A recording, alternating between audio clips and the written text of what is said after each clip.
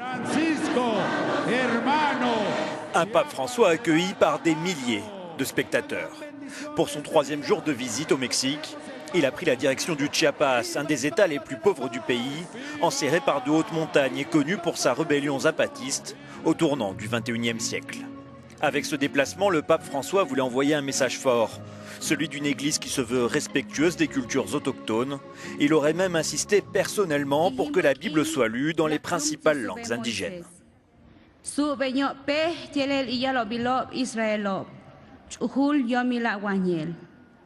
Le pape profite de cette visite pour revenir sur ce qui est un des combats de son pontificat, la défense de l'environnement.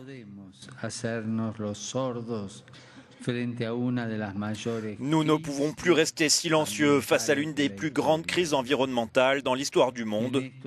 Et de ce point de vue, vous avez beaucoup à apprendre à l'humanité. Vous savez comment entretenir une relation harmonieuse avec la nature que vous respectez. Pourtant, trop souvent de manière systématique et organisée, vous avez été incompris et exclus de la société.